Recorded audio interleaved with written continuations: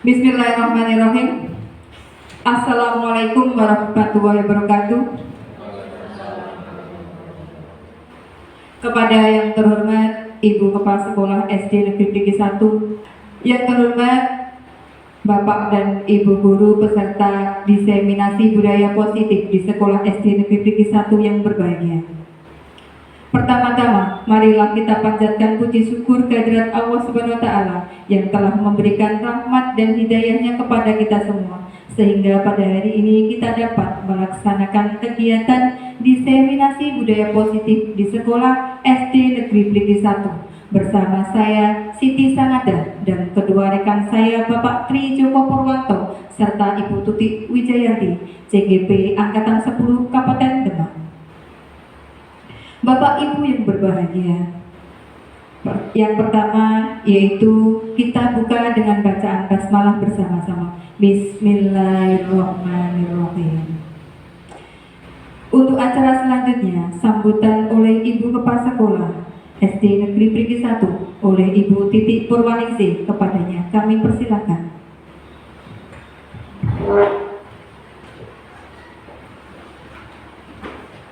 Assalamualaikum warahmatullahi wabarakatuh.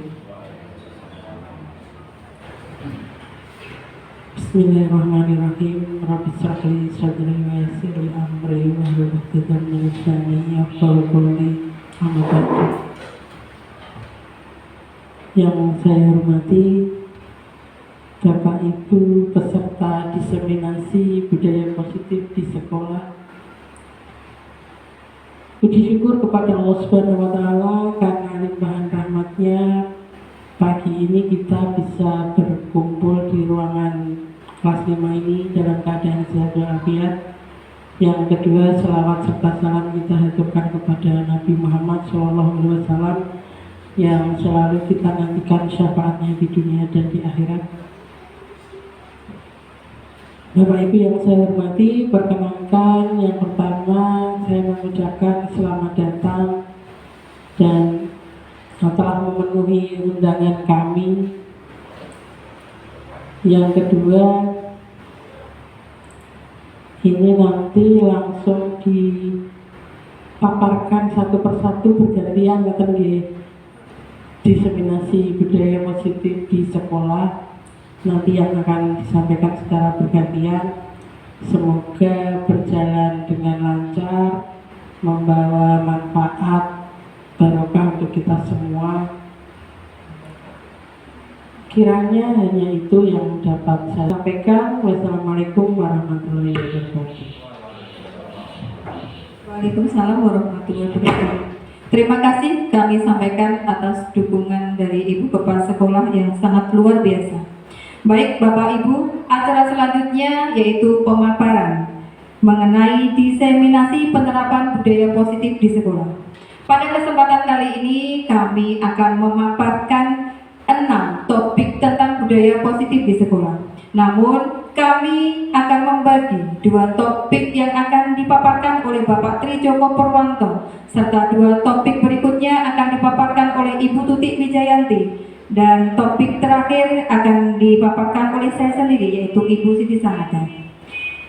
Untuk pemaparan topik 1 dan 2 akan dipaparkan oleh Bapak Tri Joko Purwanto, kepadanya kami persilakan.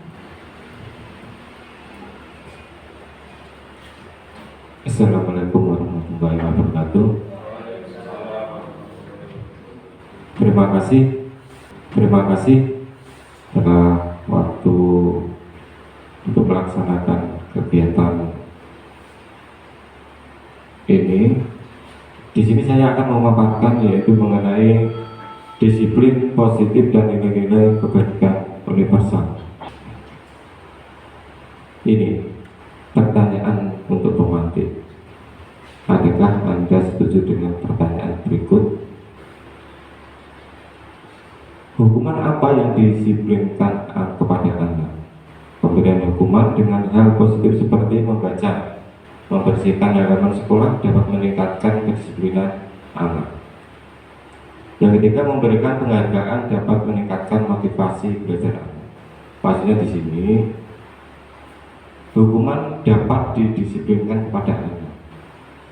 anak itu biar disiplin, tetapi kita tidak boleh menghukum pada anak. Itu di sini. Lanjut.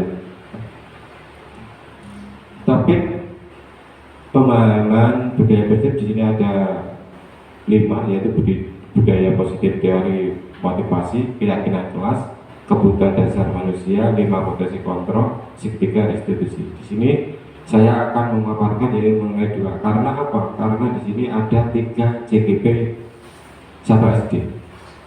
Makanya kita bagi 2 bagian. Sedangkan saya sendiri mendapatkan budaya positif dan teori motivasi. Langsung aja kita buka, yaitu mengenai budaya positif. Konsep 1, disiplin positif dan nilai-nilai kebajikan universal. Lanjut. Sebelumnya kita harus tahu disiplin. Kata disiplin, apa yang terbayang di benak Anda dan apa yang terlintas di pikiran Anda. Kebanyakan orang akan menghubungkan kata disiplin itu dengan tata tertib, teratur, dan kepatuhan pada peraturan. Padahal di sini ada disiplin itu juga sering dihubungkan dengan hukuman. Padahal itu sungguh berbeda dengan karena belajar tentang disiplin positif tidak harus dengan memberi hukuman, justru itu adalah salah satu alternatif terakhir dan bila perlu tidak digunakan sama sekali. Nah, di sini ada tujuannya, tujuan dari disiplin. Tujuan dari disiplin positif adalah menanamkan motivasi pada murid-murid kita, yaitu untuk menjadi orang yang mereka inginkan dan menghargai diri sendiri dengan nilai-nilai mereka percaya.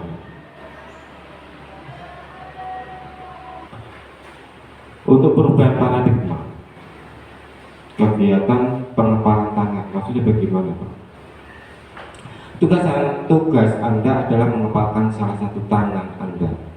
Coba Anda bayangkan bahwa Anda menyimpan sesuatu yang sangat dihargai.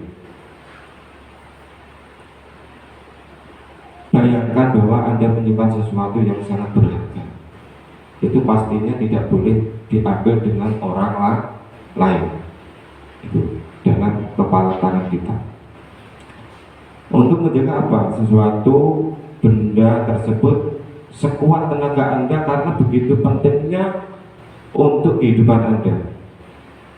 Tugas rekan Anda adalah mencoba dan segala cara untuk membuka kepala tangan Anda. Makanya nanti itu saya minta kita praktekkan di kursi yang ini. Nanti kita berpasangan, kita umpamakan. Kita coba nanti seandainya satu itu menuliskan tulisan yang sangat berharga. Kita tulis saja suatu benda yang berharga. Nanti teman yang lain itu merayu supaya benda itu bisa terbuka dari kepala tangan temannya tadi. Gitu. Itu apa itu ilustrasinya seperti itu. Kita coba. Nah, tujuannya apa? Apa yang akan terjadi nanti? Apa teman kita itu mau membuka kepala tangan kita atau tidak? Yang kedua, dalam kegiatan ini sebenarnya siapa yang menang dan mengendalikan? Yang mengendalikan itu siapa? Nanti kita coba. Nanti kita berpasangan dua samping ini, yang dasar satu ini yang membuat apa itu benda yang berharga yang di kepala, yang satu nanti merayu. Ini juga seperti itu. Nah, ini nanti Pak Pat sama Pak Agus merayu. Sajanya itu nanti kita dipasang sama Bu Dena. Rayu bagaimana caranya saja Pak Agus kan gitu ya. Ya, di sini kita coba. Silakan Pak Sigit, Mbak Mia menuliskan seandainya salah satu kepala tangan. Kita umpamakan kita Pak Fuad sama Bu Us membuat juga seperti itu, benda yang sangat berharga. Pak Agus nanti yang merayu, Bu Nena merayu sama Bu Us. Gitu ya. Kita coba bisa kita mulai coba. Kita silakan buat nulis salah satu benda yang sangat berharga, kita kepal. Ya. Silakan coba merayu. Ini ilustrasi contohnya ya. Ini contohnya saja. Kita coba ilustrasi apa itu Bu Badriah yang membuat suatu benda saja. Sudah, ini cuma apa itu sudah. Oh, sudah membuat. Oh ya, nggak apa-apa. Nah, sudah buat. Nah, ini contohnya sama Pak Sigit. Nah, nanti kita coba. Silakan Pak Sigit. Nah, sudah Pak Sigit? Ya, sudah. Bu Bat sudah. Nah, ini Bu Badriah merayu sama Pak Sigit. Nah, iya, coba. Ya. Cara merayu agar benda itu yang disimpan Pak Sigit itu biar terbuka di kepala tangannya. Bagaimana coba? Silakan.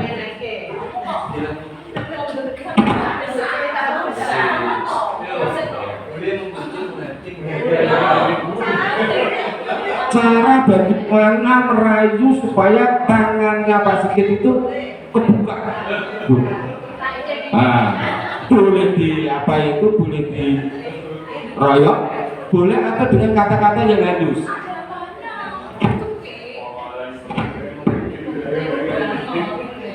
Boleh salah aku.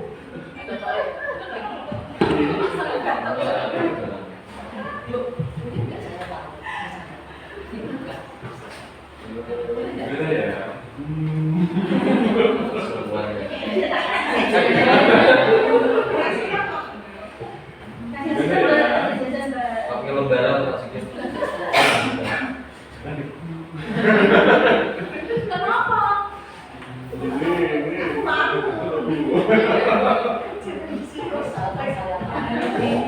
Apa mau datang? Ya dibuka di sana.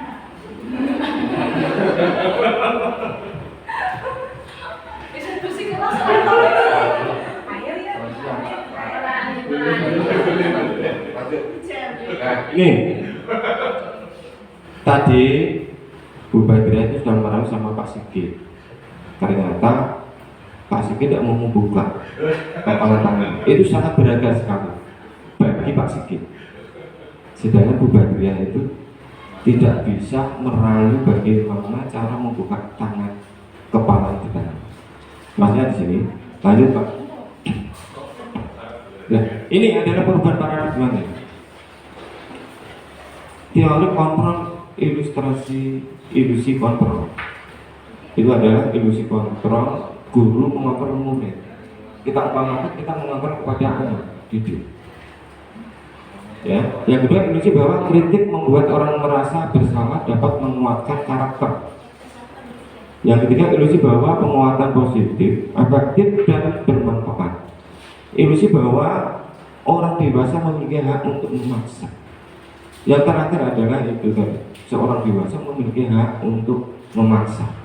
Tadi Bu Badriah itu sudah memaksa sama Pak Sigit untuk akan membuka apa itu isi dari genggaman Pak Sigit. Lanjut Pak. Nah, di sini perubahan paradigma. Siapakah sesungguhnya yang memiliki kontrol? Ya. Di sini ada stimulus respon, ada teori kontrol. Kita lihat stimulus kontrolnya. Kita mencoba mengubah orang agar berpandangan sama dengan kita. Tujuannya tadi itu orang yang apa itu meminta untuk membuka kepala tangan itu biar terbuka, maksudnya biar ikut sama kita, gitu. Pada teori kontrolnya kita berusaha memahami pandangan orang lain tentang dunia. Yang kedua yaitu perilaku buruk dilihat sebagai suatu kesalahan. Semua perilaku memiliki tujuan. Itu dalam teori kontrolnya. Orang lain bisa mengontrol saya. Dalam teori kontrolnya, saya ada yang bisa mengontrol diri Anda. Maksudnya bagaimana? Yang bisa mengontrol itu tadi adalah kita sendiri, tidak bisa orang lain. Ya, gitu. Nah, ya saya bisa mengontrol orang lain itu tadi. Yang selanjutnya adalah pemaksaan ada pada saat bujukan gagal. Orang itu pasti merasa, wah tak bujuk tidak bisa. Pasti kita melakukan tindakan paksaan. Itu pasti. Kita juga seperti itu. Kita perintah kepada anak, kalau tidak nurut, pasti kita paksa. Biar anak itu nurut pada kita. Itu biasanya. Padahal itu nanti ada sebutnya. Nah, apa itu teori kontrolnya? Kolaborasi dan konsekuensi menciptakan pilihan-pilihan baru. Sedangkan yang terakhir adalah model berpikir menang atau kalah. Model berpikir menang dan kalah itu sebagai kontrolnya. Lanjut. Nah,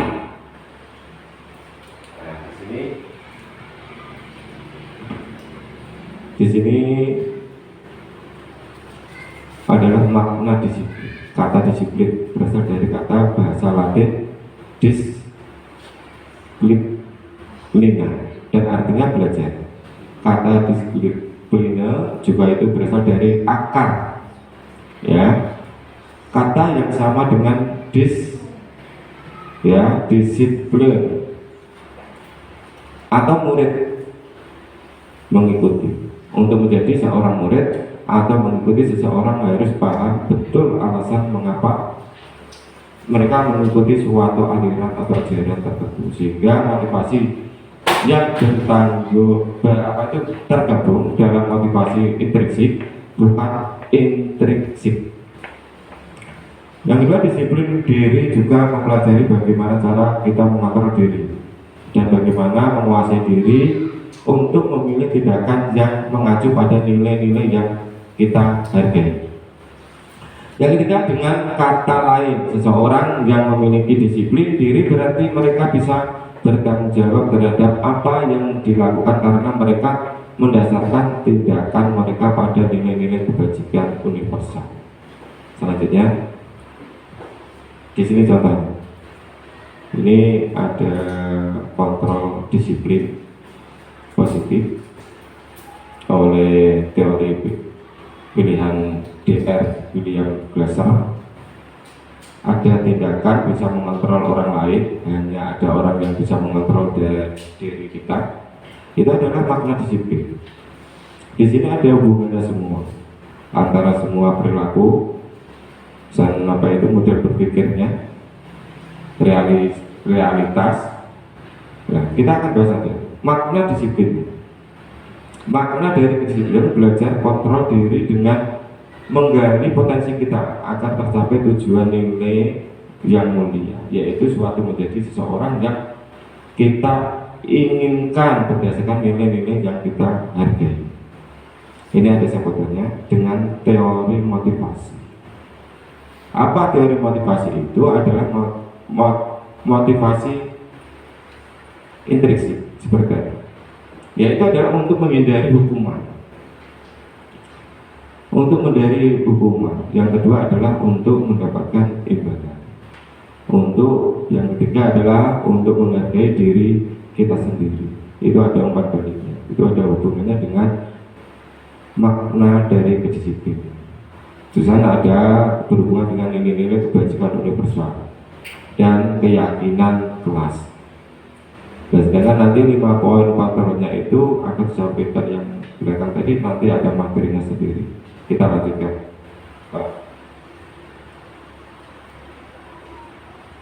Yang kedua adalah teori motivasi. Motivasi perilaku manusia. Motivasi merupakan adalah dorongan yang timbul pada diri seseorang secara sadar atau tidak sadar untuk melakukan suatu tindakan dengan tujuan tertentu. Di sini tadi ada hubungannya dengan yang depan, yaitu adalah menghindari ketidaknyamanan dan hukuman. Murid melakukan disiplin diri karena ia takut dihukum sama ibu guru maupun bapak guru. Dan ini adalah merupakan motivasi intrinsik. Yang kedua adalah mendapatkan imbalan atau penghargaan dari orang lain. Murid melakukan disiplin diri karena ia ingin mendapatkan imbalan. Hal ini merupakan motivasi intrinsik. Yang ketiga adalah menghargai nilai-nilai kebajikan diri sendiri, yaitu murid melakukan disiplin diri karena sadar akan nilai kebajikan dirinya. Hal ini merupakan motivasi intrinsik.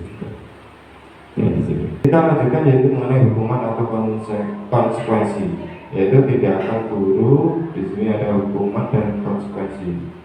Yang pertama adalah membersihkan coretan yang dibuatnya di meja. Karena itu untuk membersihkan, setelah melakukan coretan di meja untuk membersihkan. Itu bagi bapak ibu guru, itu menurut bapak itu konsekuensi atau hukuman. Yang kedua adalah lari mengelilingi lapangan basket 2 kali karena terlambat hadir di sekolah.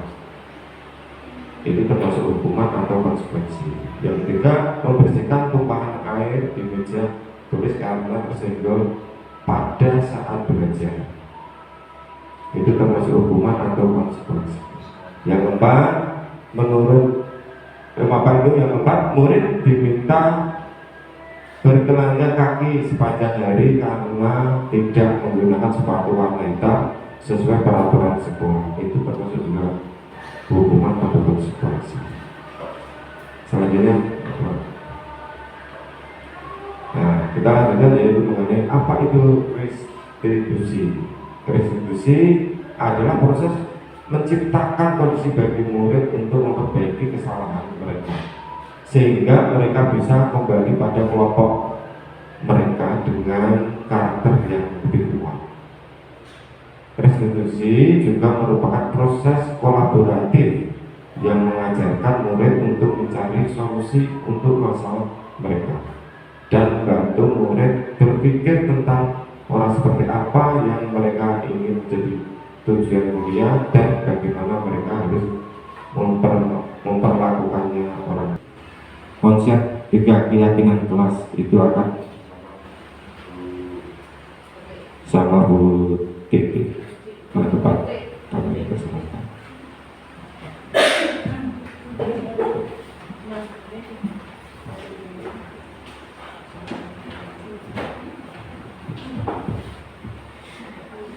Terima kasih. Assalamualaikum warahmatullahi wabarakatuh.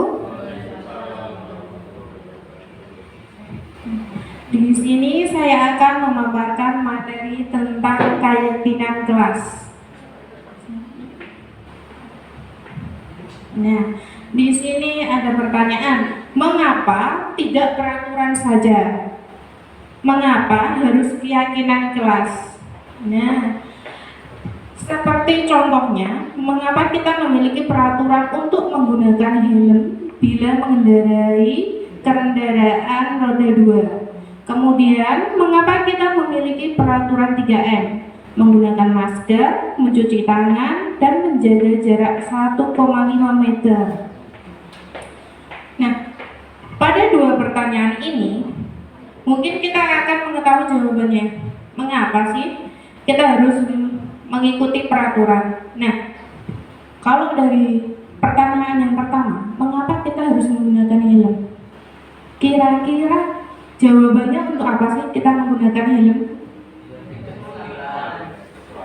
Untuk keamanan dan keselamatan.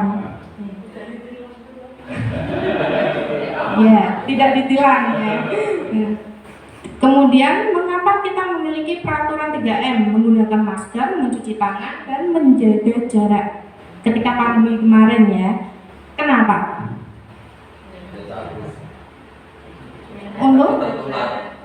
Untuk kesehatan ya, keselamatan, keamanan sama kesehatan kita. Nah, nilai dari kesehatan, keamanan, terus keselamatan itu adalah nilai-nilai keyakinan yang kita yakini ya.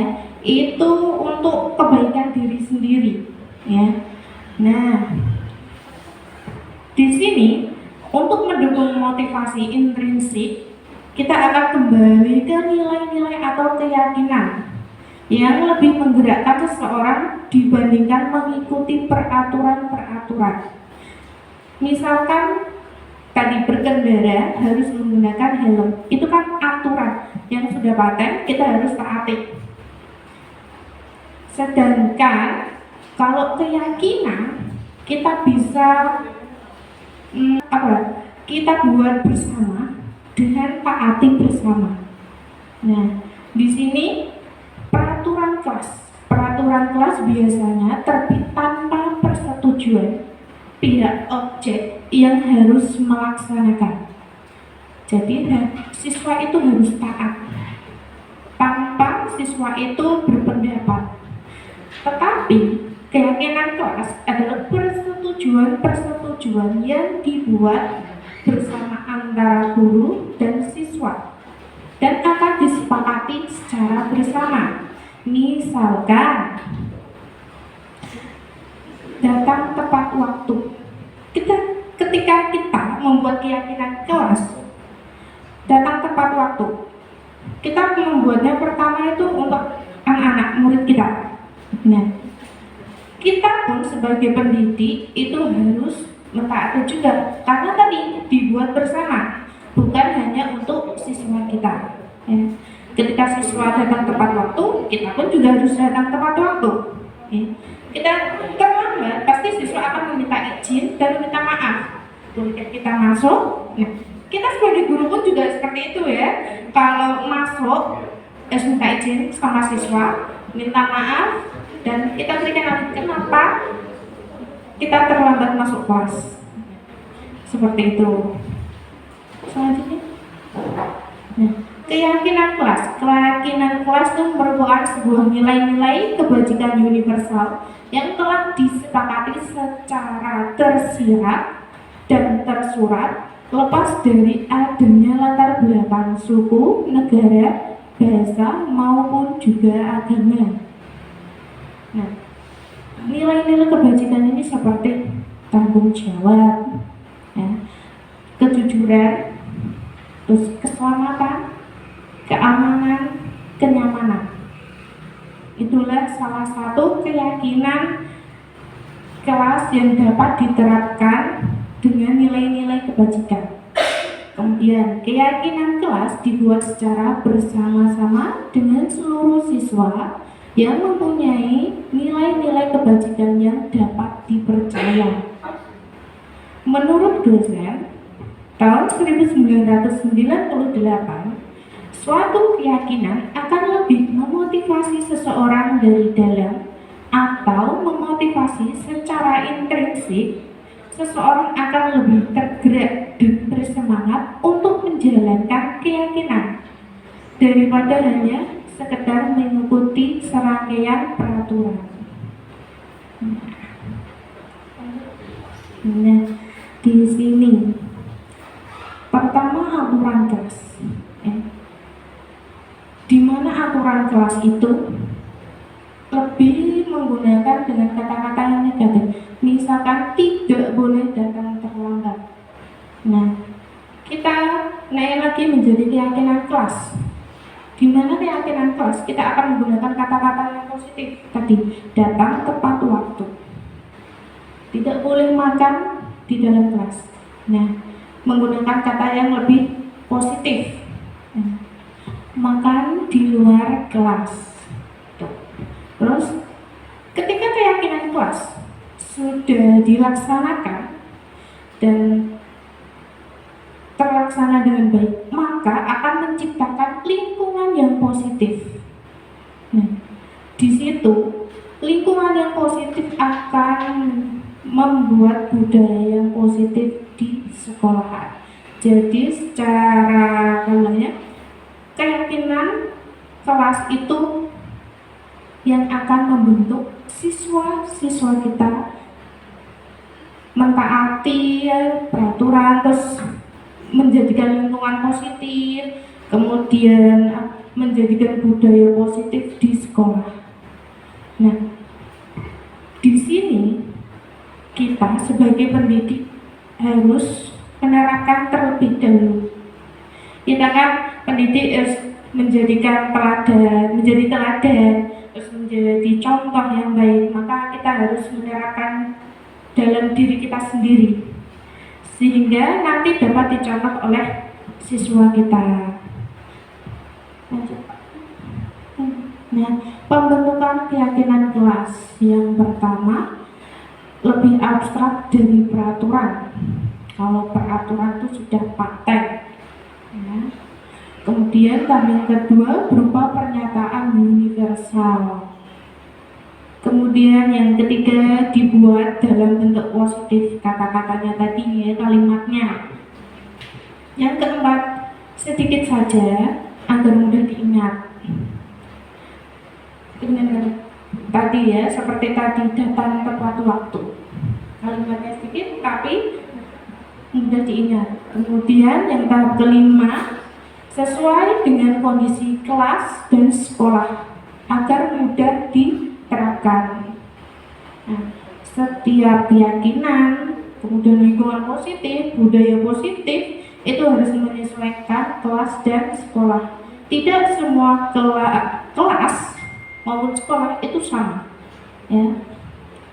Kalau di sini budaya positifnya salah satunya sholat duha, tapi tidak semua kelas. Sholat duhanya secara bergiliran, ya, dimulai dari kelas 4, kelas 5, kelas 6. Harinya selang-seling. Kemudian yang tahap ke-6, semua warga kelas atau sekolah dilibatkan dalam pembuatan. Kalau membuat keyakinan kelas berarti kita melibatkan dari kelas kita sendiri, murid kita. Kemudian kalau membuat tadi lingkungan positif berarti dia masuk ke tingkat sekolah. Kita sepakati bersama.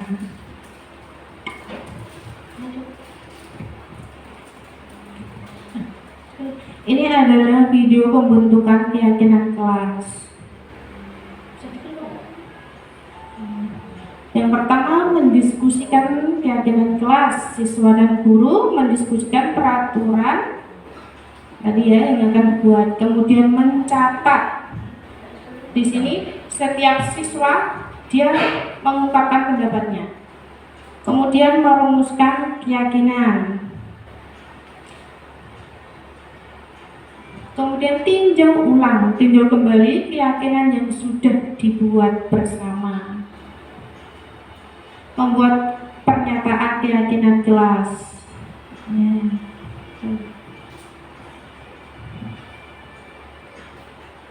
Nah, keyakinan kelas tadi itu disepakati oleh semua siswa kita terus pajang. Nah, keyakinan kelas jika sudah dibuat maka dipajang di kelas. Nah, penerapan dari keyakinan kelas ini tidak mudah, ya. Karena kadang ada siswa kita yang masih melanggar dari keyakinan kelas kita. Nah, kita sebagai pendidik, kita tidak harus selalu mengingatkan siswa kita agar mengingat keyakinan kelas kita yang telah dibuat, ya. Sehingga meminimalisir, ya, dan dapat membentuk sikap disiplin siswa. Selanjutnya apa? Nah, selanjutnya materi kebutuhan dasar manusia. Di sini ada soal tematik, ya. Ibu Ambar, guru wali kelas 2A di SD Pelita Hati, sedang bingung menghadapi ulas salah satu murid di kelasnya, yaitu Doni. Beberapa anak di kelas 2A telah datang padanya dan mengeluhkan Doni yang sering kali meminta bekal makan siang mereka dengan paksa. Nah, jika Bapak Ibu guru menghadapi situasi seperti Ibu Ambar, apa yang akan Anda lakukan? Menurut Bapak Ibu guru, kira-kira apa alasan dari Doni melakukan hal itu? Coba berikan pendapatnya, Pak. Kira-kira Doni melakukan itu kenapa?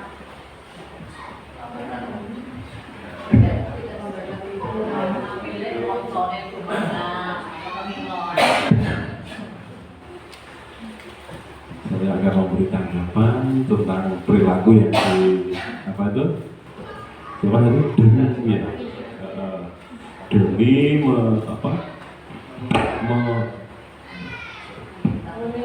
meminta bekal ke teman-temannya secara paksa.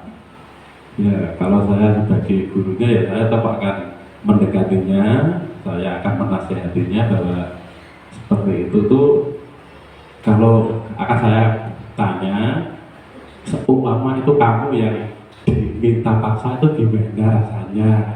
Itu kan juga sama-sama temanmu itu kalau digitukan harus itu gimana? Mungkin dia bisa berpikir apa? Oh iya ya, kalau aku diginikan mungkin yaudah deh besok gak akan saya ulangi lagi gitu mungkin.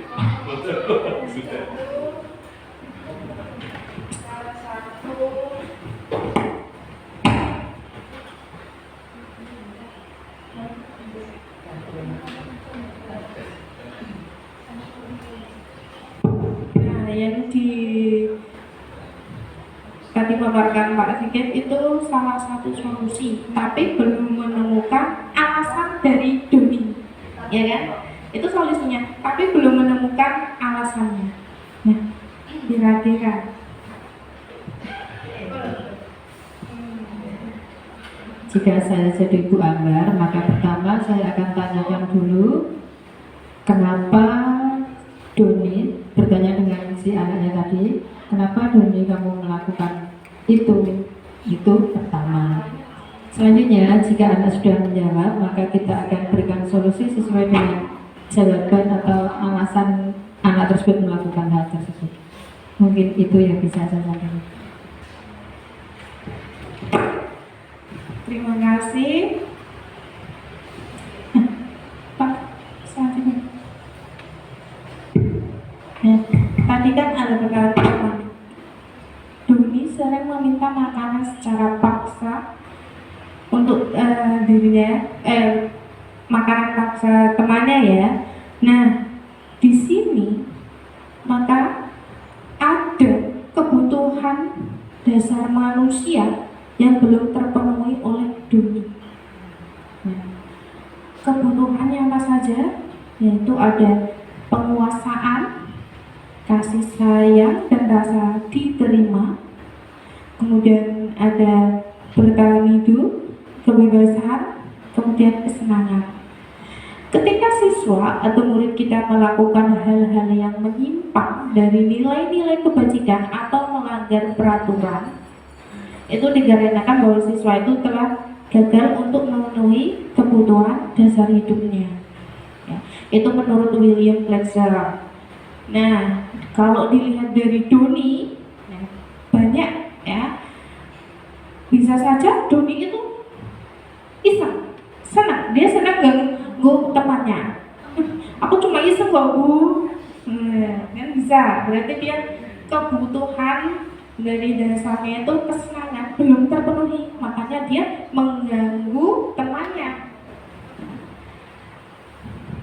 Kemudian kasih sayang dan rasa diterima. Kasih sayang tidak hanya di sekolah, tapi di rumah.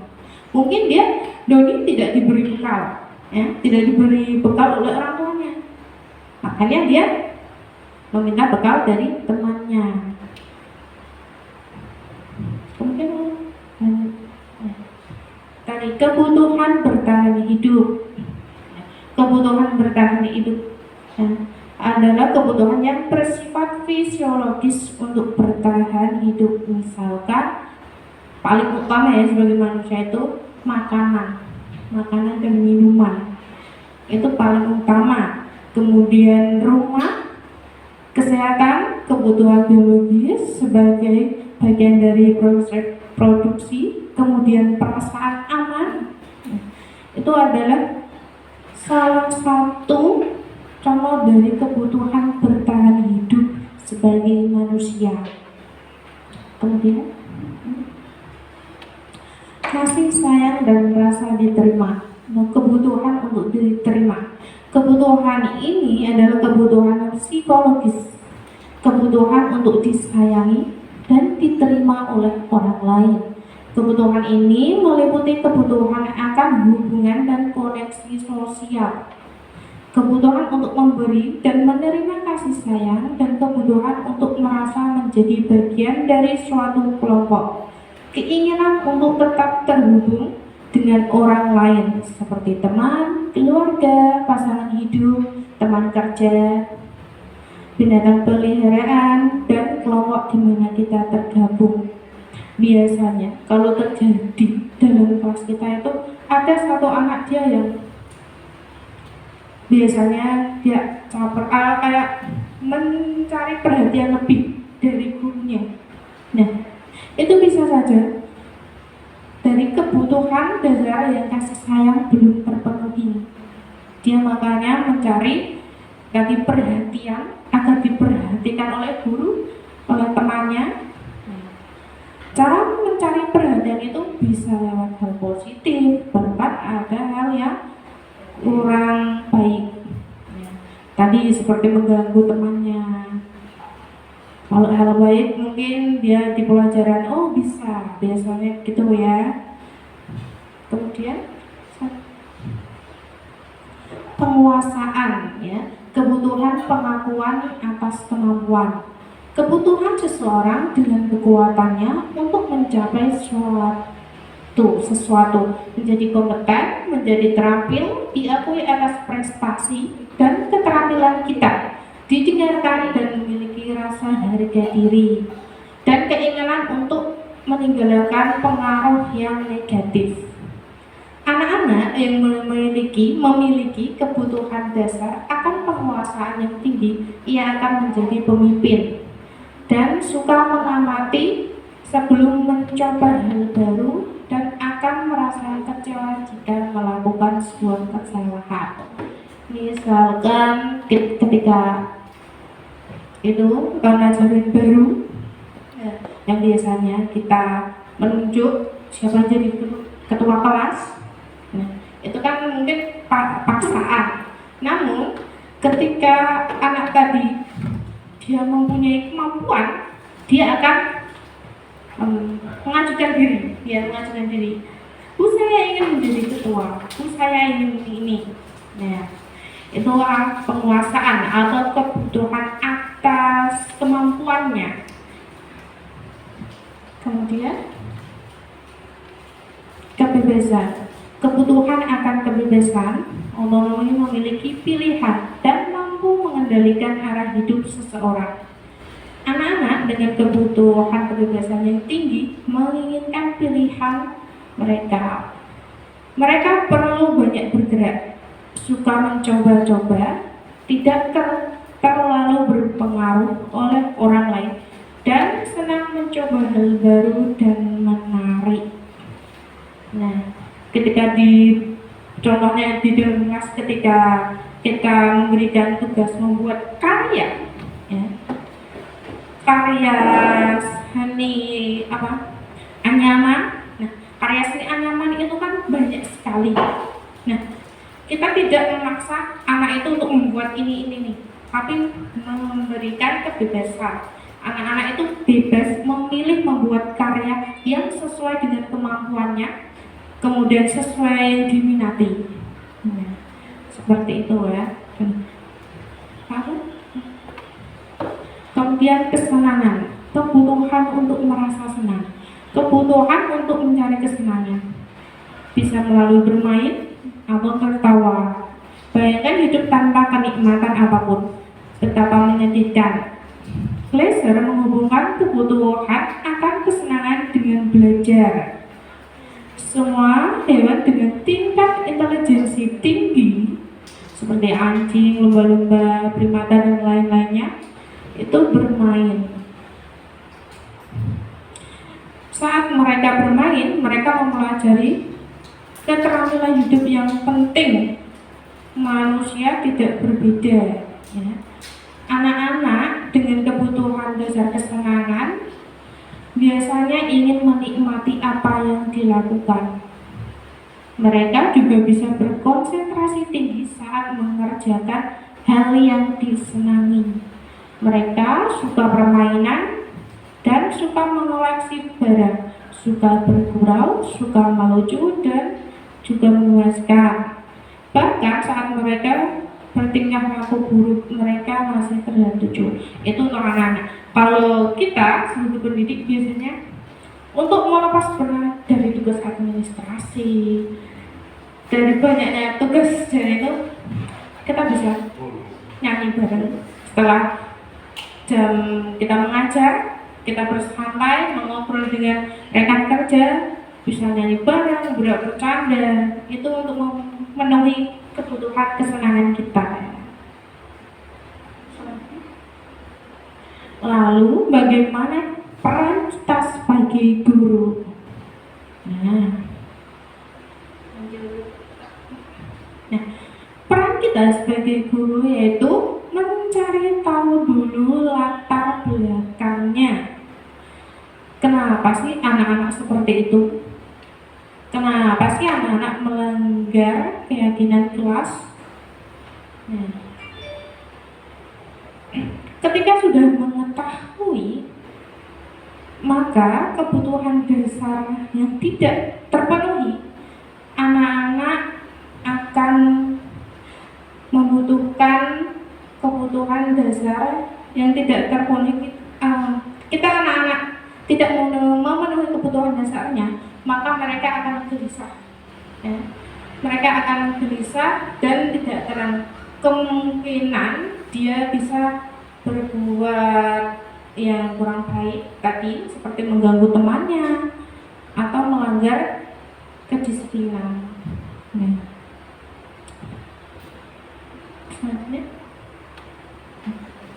Selanjutnya akan dilanjutkan oleh Ibu Siti Sageda. Terima kasih.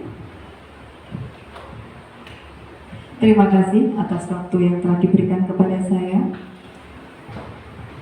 Sebelumnya saya ingin menanyakan kepada Bapak dan Ibu guru, apakah masih semangat hari ini? Semangat. Masih semangat, alhamdulillah. Untuk menambah semangat hari ini, kita akan ice breaking sejenak untuk melemaskan otot-otot kita. Mari Bapak Ibu untuk maju ke depan. Mari Bapak.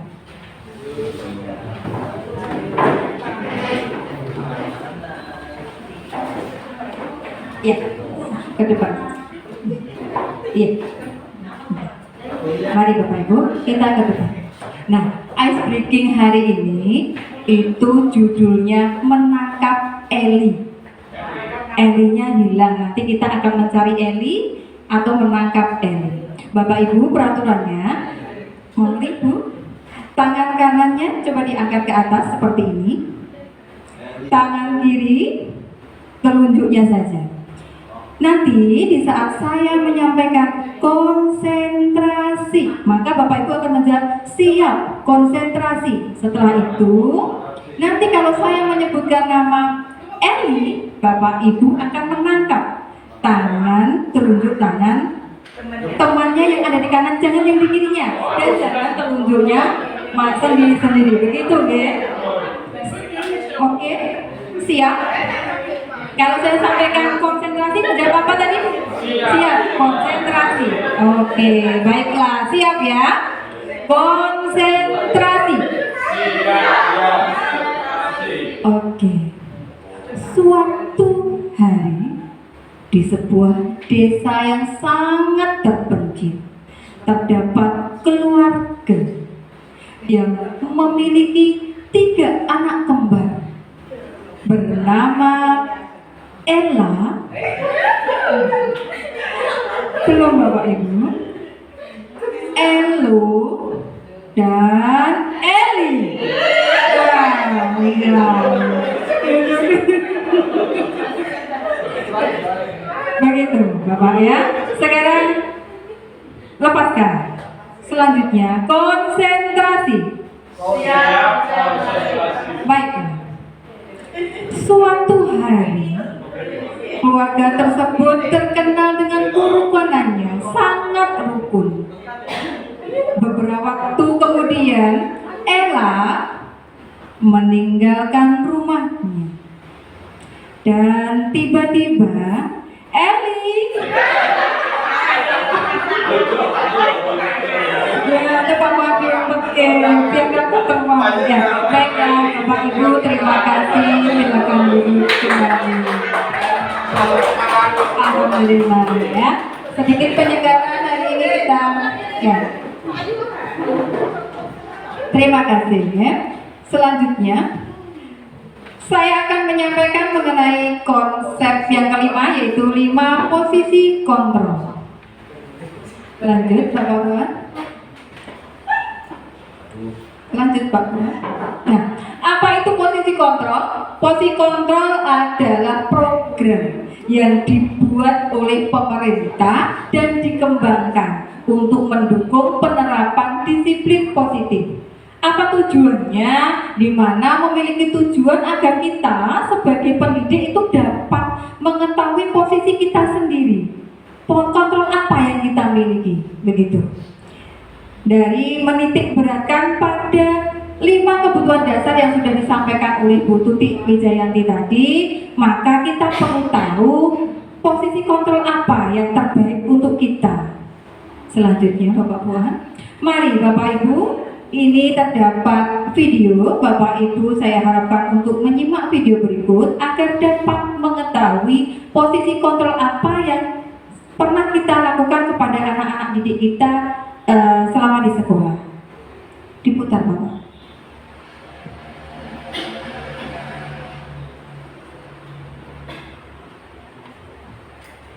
Ini video Naren yang terlambat 20 menit ke sekolah.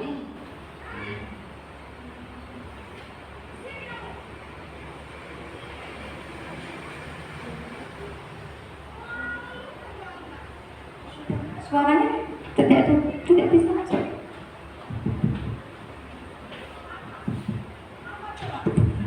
Alasan kamu apa lagi? Kapan sih kamu tidak terlambat? Malas sekali ya kamu jadi anak. Saya Dasar pemalas. Gak kapok-kapok sih kamu. Sudah berapa kali terlambat? Sana, kamu keliling lapangan basket 2 kali. kenapa saya harus keliling lapangan basket, Bu? Kenapa? Kamu melawan ibu. Berani-beraninya jawab. Sudah terlambat, masih berani jawab pula. Sekarang, keliling lapangan basket 5 kali sekalian. Biar kapok. Cepat. Pergi sana ke lapangan basket.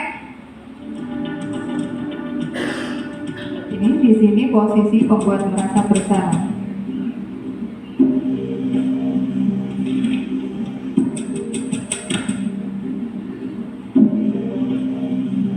Naren!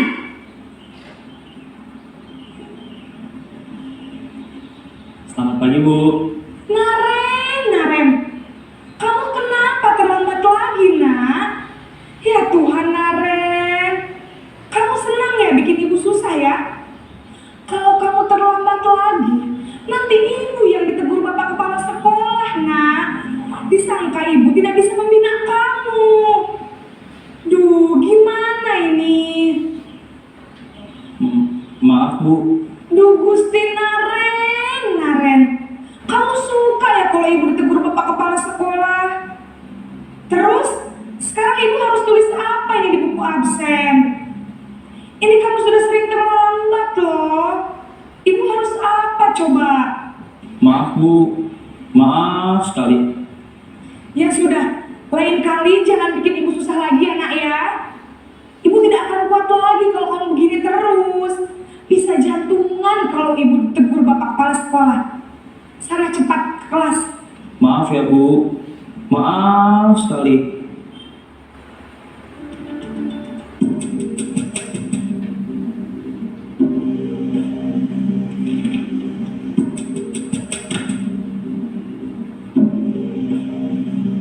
Naren!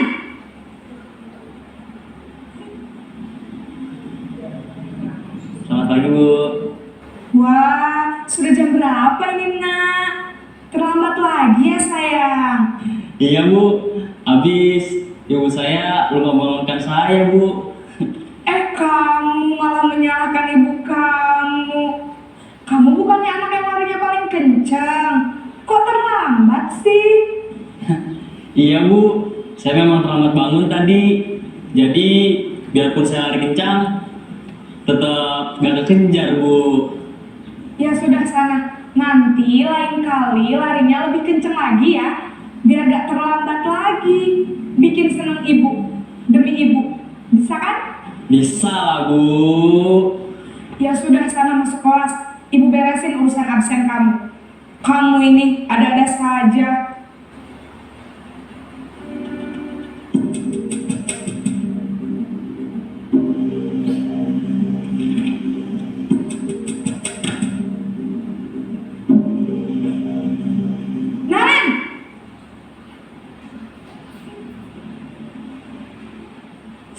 Bu. Naren, apa peraturan sekolah kita tentang jam berapa kita harus masuk sekolah, nak? Kita harus di sekolah jam 7, Bu. Iya betul, sekarang sudah jam 7.20. Naren sudah tahu konsekuensinya jika terlambat hadir. Paham, Bu. Saya harus tinggal kelas pas jam istirahat selama 20 menit. Iya benar, konsekuensinya demikian. Jadi nanti jam 9.30 pas istirahat, kamu harus tinggal di kelas, kerjakan tugas tambahan untuk ketertinggalan kamu, ya? Baik, Bu.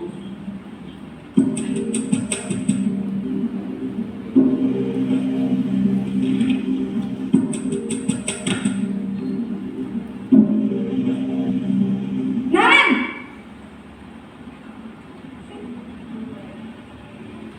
Selamat pagi, Bu.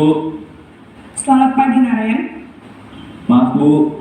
Saya terlambat. Iya, sekolah masuknya jam 7, sekarang sudah jam 7.20. Jadi sekarang bagaimana ini, Naren? Maaf, Bu. Saya lupa setel alarm saya semalam. Baiklah, menurut kamu, keyakinan sekolah yang mana yang perlu kamu tingkatkan?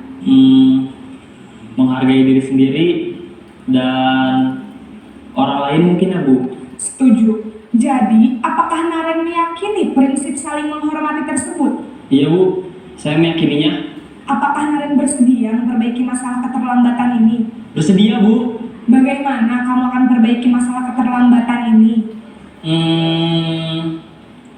Saya akan coba untuk tidak lupa menyetel alarm saya, Bu. Baik, kalau Naren lupa menyetel alarm di rumah, ada orang yang kira-kira bisa bantu mengingatkan tidak? Ada, Bu. Kakak saya, Kak Emma. Ada lagi selain Kak Emma? Selain Kak Emma, ada ibu saya. Baik, jadi yang mengingatkan Naren adalah Kak Emma dan ibu kamu ya? Kira-kira akan mulai start alarm kapan nih, Naren? Setelah pulang sekolah, akan segera saya lakukan. Baik, jadi Naren akan setel alarm untuk bangun besok pagi dan akan diingatkan oleh kakak dan ibunda Naren ya. Ada lagi yang mungkin perlu dilakukan, Naren, agar tidak terlambat bangun lagi. Tidak ada, Bu. Baik, Naren, terima kasih untuk kerjasama kamu. Sekarang kamu perlu kembali ke kelas untuk belajar. Baik, Bu. Terima kasih. Nah, itu tadi video tentang keterlambatan Naren. Bapak Ibu, setelah Bapak Ibu memperhatikan video tersebut, tentunya sudah terbesit di hati Bapak Ibu. Kira-kira posisi kontrol apa yang pernah Bapak Ibu terapkan selama ini di sekolah? Lanjut Pak Fuad. Lanjut slide berikutnya. Nah, dari 5 posisi kontrol yang tadi terdapat di dalam video, yang pertama yaitu posisi kontrol penghukum, membuat rasa bersalah, pemantau, teman, dan manajer. Lanjut Pak Bu. Nah, penghukum dari video tadi kita bisa melihat guru itu menunjukkan bernada tinggi, bahkan menghardik, bahkan menunjuk-nunjuk dengan emosi.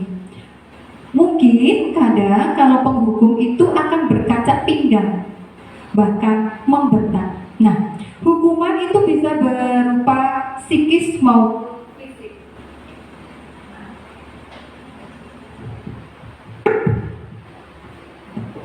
Dampaknya apa terhadap anak-anak kita? Jika kita bernada keras, menghukum, disuruh lari lapangan 5 kali, kira-kira apa yang ada di dalam hati anak-anak kita, Bapak Ibu? Dendam, untuk apa lagi mungkin? Benci, mungkin ya, bahkan akan membenci dan tidak menyukai gurunya. Dan perasaan itu akan muncul sampai nanti anak-anak itu dewasa, menekan sampai dewasa, betul ya Bapak Ibu ya. Tolong Bapak buat selanjutnya. Nah, yang kedua yaitu posisi kontrol membuat rasa bersalah. Dari video tadi kita bisa melihat bahwa ibu guru itu cenderung bersuara lembut, tetapi kelembutannya itu kata-katanya menyalahkan atau menyudutkan siswa. Siswa itu merasa sangat bersalah, bahkan siswa itu mungkin merasa tidak dapat membahagiakan orang di sekitarnya. Begitu. Jadi guru di sini merasa paling menderita dan anak yang paling salah, sehingga memiliki dampak siswa akan merasa gagal untuk membahagiakan orang-orang di sekitarnya dan nanti cenderung akan menarik dirinya dari lingkungannya. Selanjutnya Pak Buan. Yang ketiga yaitu pada posisi teman. Posisi teman di sini Bapak Ibu guru itu cenderung ramah, akrab sekali, bahkan dengan bersenda gurau. Kenapa kok bersenda gurau? Sebenarnya di posisi teman itu anak akan merasa nyaman dan aman. Namun tetap di sini tidak bisa sukses begitu ya. Tapi dampaknya bagaimana? Tetap berdampak. Nanti murid akan merasa hanya nyaman kepada salah satu guru saja. Setelah berpindah dengan guru lain, misalnya dari kelas 1 naik ke kelas 2, mungkin di kelas 1 ibu guru atau bapak guru bersikap atau berposisi kontrol sebagai teman, nanti di kelas 2 itu anak tersebut mungkin tidak dapat mempercayai begitu oleh guru yang baru, gitu. Dan anak tersebut tetap kurang mandiri serta tidak dapat berpikir untuk dirinya sendiri karena tidak akan ada solusi. Selanjutnya Pak Wan. Yang keempat yaitu posisi kontrol sebagai pemantau. Dari video tadi kita bisa melihat bahwa suara ibu cenderung datar. Tidak ada kata emosi di situ, tidak bernada tinggi. Namun selalu harus sesuai dengan konsekuensi yang sudah dibuat oleh sekolah. Jadi bu guru atau bapak ibu guru itu memantau anak tersebut saat melakukan kesalahan, dia harus melakukan sanksi atau konsekuensi yang sudah ada. Nah, dampaknya terhadap murid bagaimana? Jika sanksinya itu mendapatkan hadiah, anak tersebut tentunya akan memikirkan hadiah apa ya, sanksi apa yang akan saya dapat nanti, tanpa memikirkan solusi yang terbaik nantinya. Begitu. Selanjutnya, yang terakhir yaitu sebagai manajer.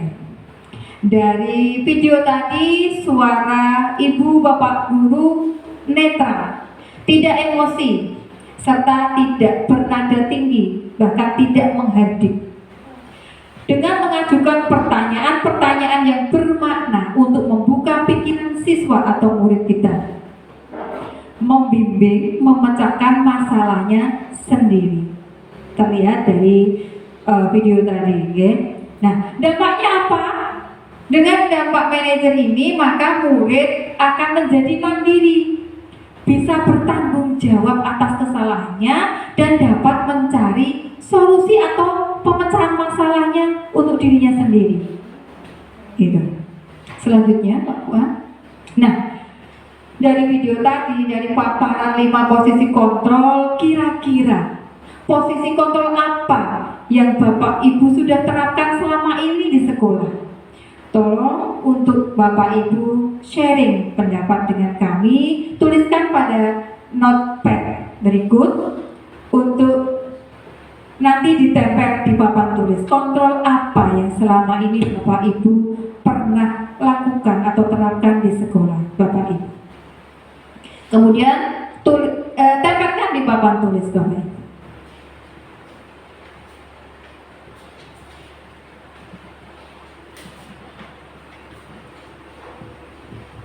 Cukup tuliskan posisi kontrol apa saja yang sudah pernah diterapkan di sekolah panjenengan.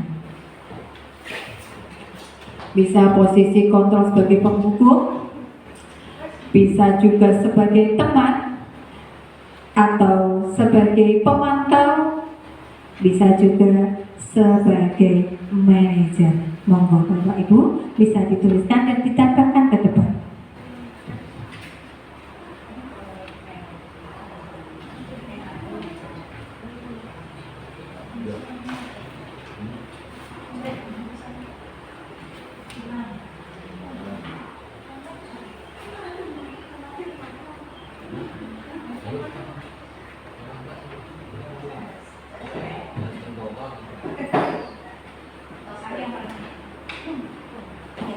Silakan ditempel di papan tulis Bapak Ibu, monggo.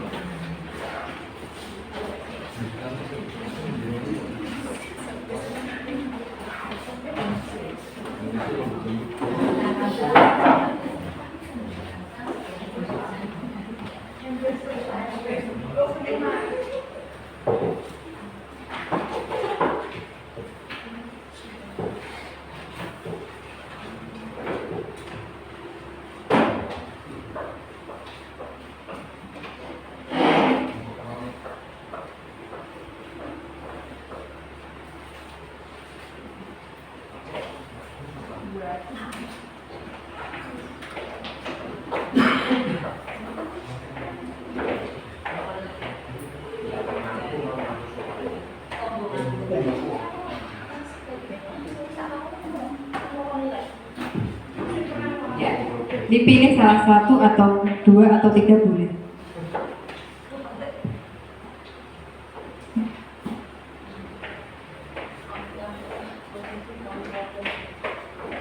Nah, baiklah, terima kasih. Saya bacakan satu persatu. Ini tidak ada namanya, tidak masalah ya.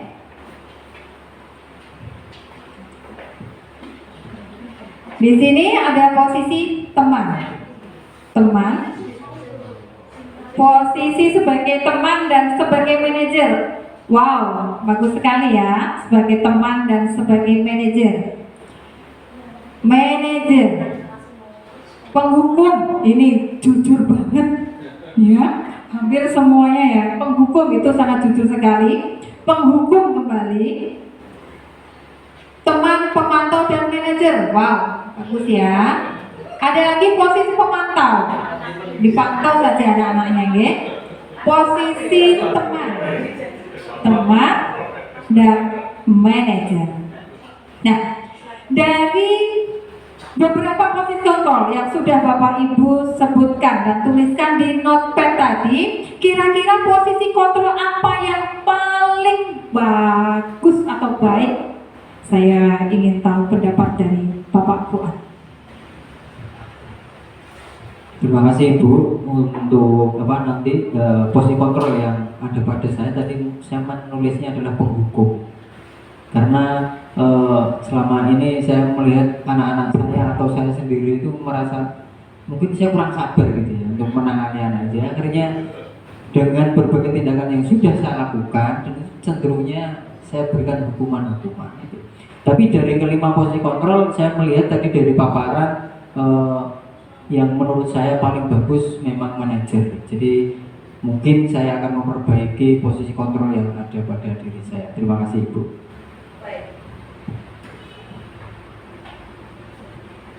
Terima kasih. Ya, itu tadi pendapat dari Pak Fuad yaitu sebagai penghukum.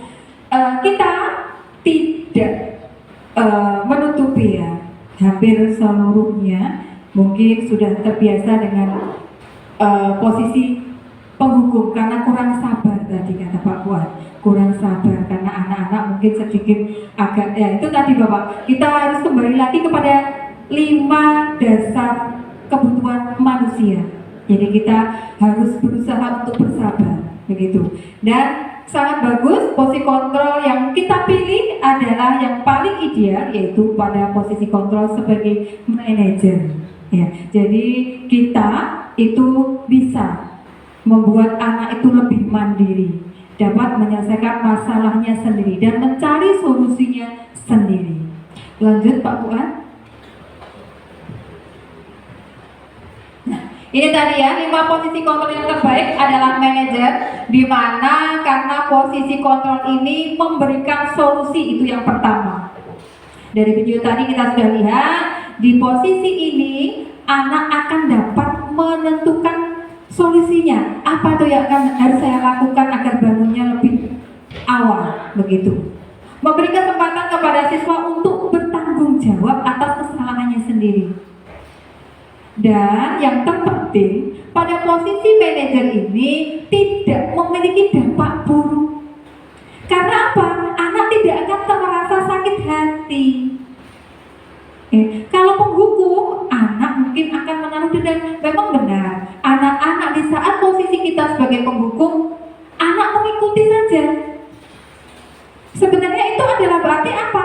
Kita itu sebagai kontrol utama, kita yang mengontrol anak, begitu. Dari pemaparan Pak Joko yang pertama tadi itu akan berkaitan di sini. Jadi kalau anak mengikuti kita saat menghukum, artinya anak tersebut tidak sesuai dengan hatinya, tidak sesuai dengan kebutuhannya. Jadi guru itu hanya satu pengontrol penting di situ.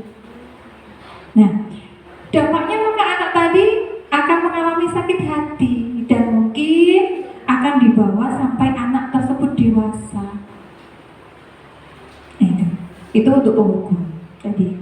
Jadi idealnya tadi yaitu pada manajer. Nah, 5 posisi kontrol kita sebagai guru adalah salah satu untuk mewujudkan budaya positif yang mana tadi sudah dipaparkan oleh Ibu Tutik Wijayanti. Nah, yang mana harus kita terapkan ya budaya positif itu di sekolah agar menghasilkan peserta didik yang berprofil pelajar Pancasila. Budaya positif di sekolah itu sebenarnya termuat semuanya ada di dalam profil pelajar Pancasila. Bapak Ibu tentunya sudah lebih paham bagaimana budaya positif di dalam profil pelajar Pancasila. Lanjut Bapak.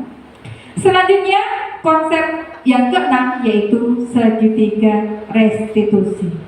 Kalau tadi kita sudah tahu posisi kontrol kita sebagai apa, baik penghukum, teman, pemantau, dan untuk menciptakan budaya positif, maka di sini terdapat segitiga restitusi. Lanjut Bapak. Apa itu segitiga restitusi? Segitiga restitusi adalah dikembangkan oleh pakar pendidikan, Yane Gosen, berdasarkan teori kontrol yang tadi sudah saya paparkan oleh Dr. William. Lanjut Pak. Restitusi sendiri adalah proses dialog antara guru atau orang dewasa atau orang tua bersama murid agar menghasilkan murid yang mandiri dan bertanggung jawab. Begitu. Seperti video tadi. Itu adalah obrolan 2 orang, begitu ya, dialog 2 orang pribadi. Nah, menitik pada posisi kontrol kita sebagai seorang manajer, aspek yang dikembangkan adalah aspek intrinsik yang akan muncul dari diri anak, diri murid. Kalau kita masih menggunakan posisi kontrol sebagai penghukum, sebagai teman akan mendapatkan hadiah, itu artinya kita anak masih memiliki aspek ekstrinsiknya, bukan intrinsik dari diri mereka. Nah, di sini intinya kita harus menggali intrinsik tersebut. Sehingga setelah intrinsik itu mulai muncul, maka nilai kebajikan anak itu juga akan menjadi sebuah kebiasaan. Sebuah kebiasaan sehingga tumbuh karakter untuk menjadi budaya positif di sekolah. Selanjutnya Pak Fuad, terdapat 3 tahapan segitiga restitusi. Yang pertama yaitu dengan menstabilkan identitas, validasi tindakan yang salah, serta yang ketiga menanyakan keyakinan seperti pada video tadi. Yang pertama menstabilkan identitas. Di sini pada prinsipnya pada tahap menstabilkan identitas itu berdasarkan prinsip bahwa membuat suatu kesalahan adalah proses belajar. Begitu. Jadi tidak serta-merta kita langsung menyalahkan anak, menghakimi itu tidak. Tapi kita terapkan kepada anak bahwa kesalahan itu manusiawi. Kesalahan itu tidak merupakan suatu proses pembelajaran. Begitu. Yang kedua, kita sebagai pendidik tidak boleh langsung mengkritik kesalahan siswa yang saat itu sedang mengalami identitas gagal. Mungkin tidak sesuai dengan kebutuhannya tadi yang sudah dipaparkan di depan. Nah, pernyataan apa yang dapat kita sampaikan kepada anak? Yang pertama, kita bisa menyampaikan bahwa suatu kesalahan adalah hal yang wajar.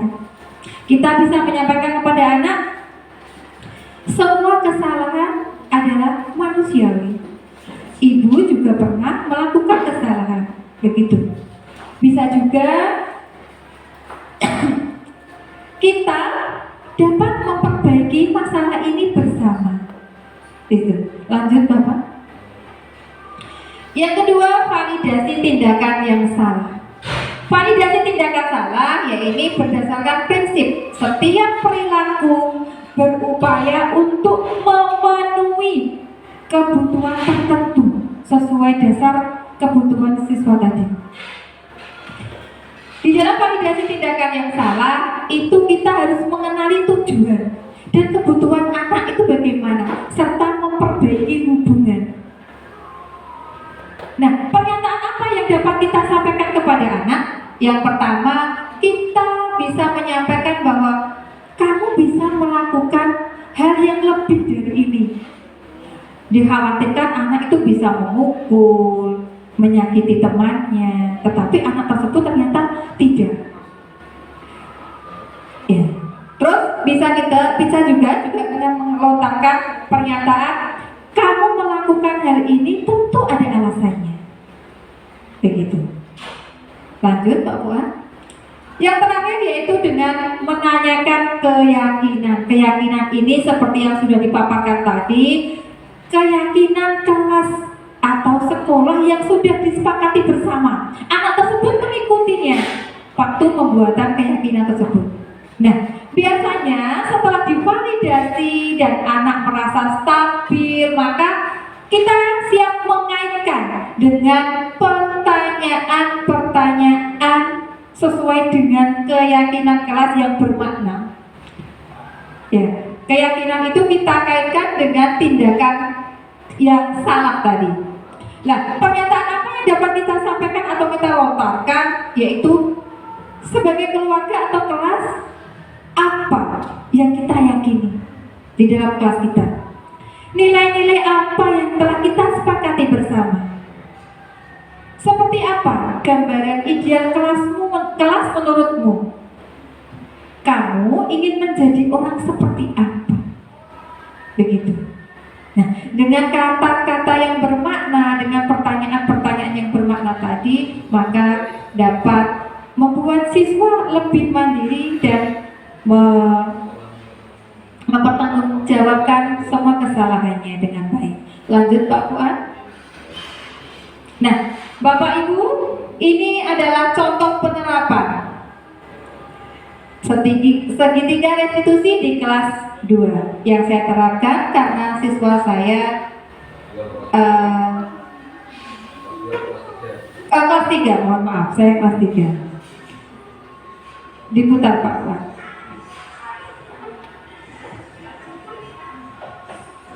Ketika tadi ibu mendengar dari teman-teman kalau kamu menganggap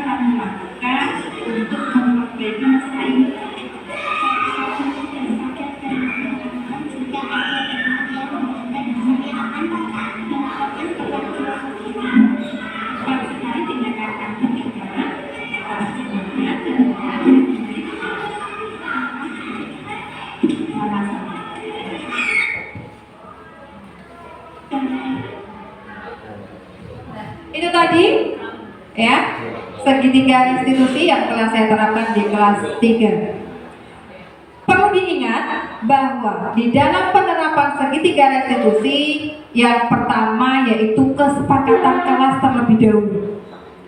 Ya, perilaku yang salah perlu dikaitkan dengan kesepakatan kelas yang sudah dibuat bersama.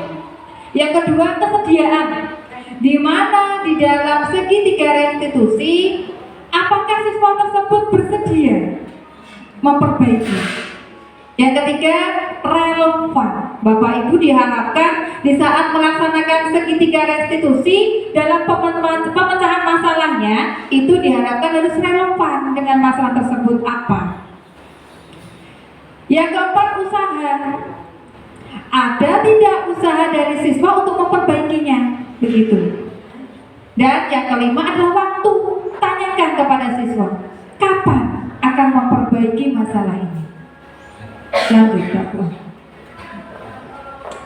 nah, Bapak Ibu, dengan kita memahami segitiga restitusi, diharapkan kita sebagai pendidik itu dapat memposisikan diri sebagai manajer, di mana manajer tadi yang sudah saya sampaikan bahwa adalah yang paling ideal, dengan mengajukan pertanyaan-pertanyaan bermakna agar dapat membuat murid lebih percaya diri, bertanggung jawab, mandiri, dan merdeka.